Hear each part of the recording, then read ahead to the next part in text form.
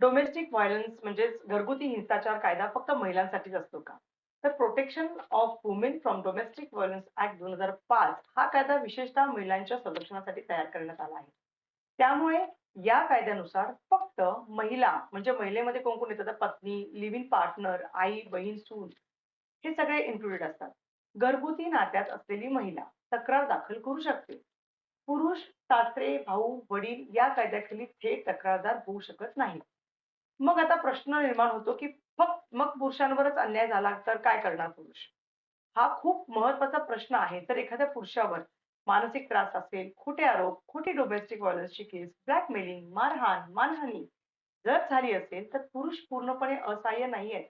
त्यांना देखील कायद्याने प्रोटेक्ट केलेलं आहे. तर कुठल्या कायद्यांतर्गत पुरुष कारवाई करू शकतात? आता बी-एन-एस जो नवीन कायदा आलेला आहे त्यानुसार खोटी तक्रार म्हणजे 236-238 ऑफ बी-एन-एस. मारहाण 115, 117 जे सेक्शन आहेत बी-एन-एसचे ते. धमकी बी-एन-एस सेक्शन 351. मानहानी बी-एन-एस सेक्शन 356. कोर्टात फॉल्स केस किंवा अब्यूज ऑफ लॉ दाखवता येतो. तसेच हायकोर्टमध्ये क्वॅशिंग किंवा कॉम्पेन्सेशनची मागणी, डिफेमेशनची केस देखील करता येते.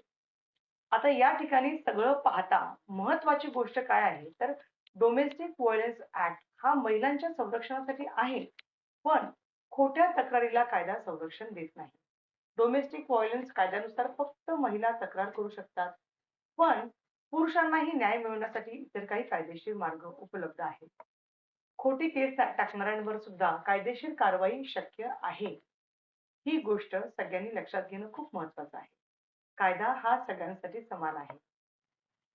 धन्यवाद.